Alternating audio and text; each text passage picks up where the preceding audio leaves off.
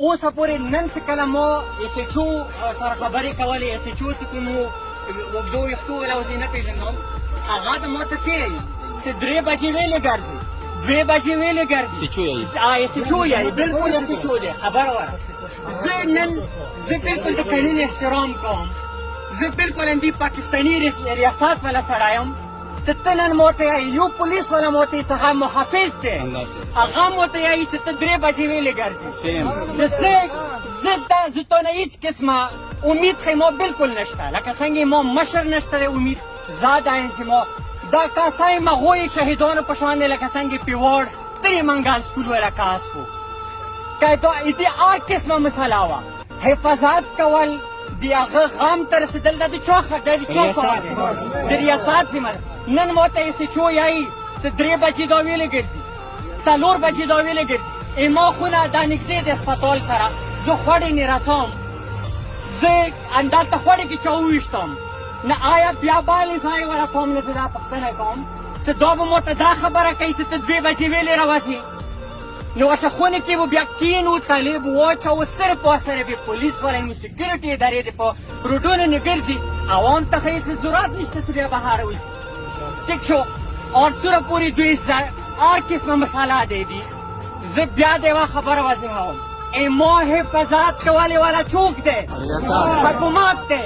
اور نن زه نه چا سره ایمو ګیله ښیي، ایمو غم دی، ایمو غصه دی، ایمو هېچ سره مسله نه دی.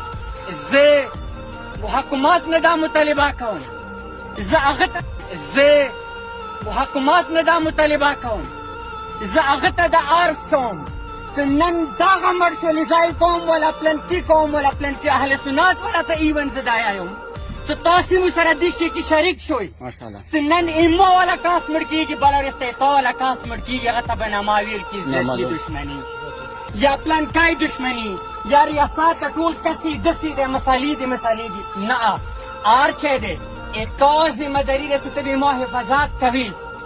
به هېڅ زه دې کې نشم ویلی. زه نه روډ بندوم نه زه بله څه مسله کوم.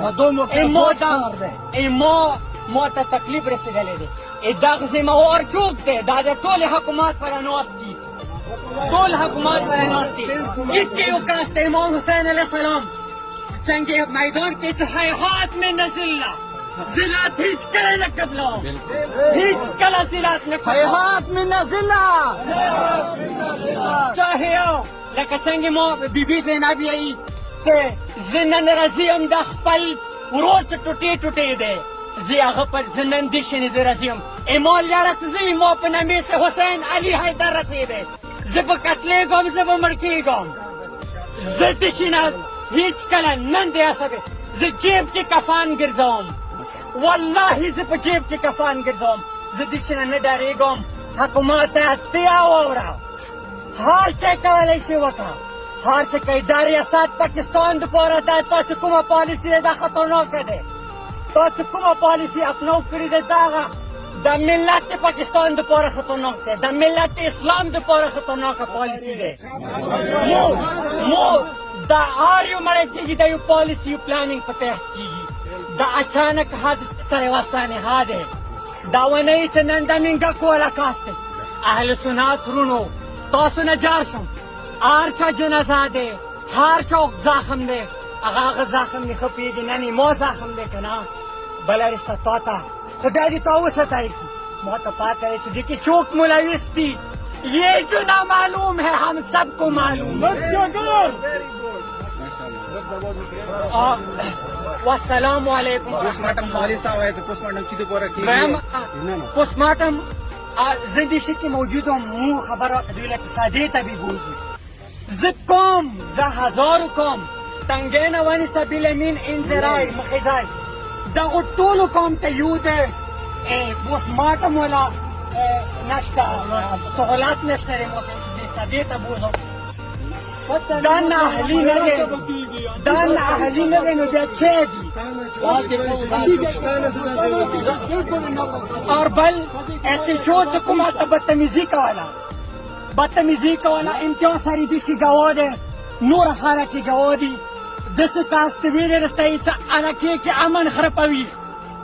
زه درته یم، زه زه پر امن شهر یم او قانون پړاو کړی دی الحمدلله استاد یم کالج دیوالی ټیچر یم زه پوهېږم چې قانون څه ته وایي خو نه زه دین یا پوهېږم چې مو حق چی دی چې کوم ځای کې مو حق دلته مو فرض دی نن SHO ته یایي چې هغه دی 3 بجې ما ګرځه 4 بجې ما ګرځه یا پوسټ مارټم خبره دی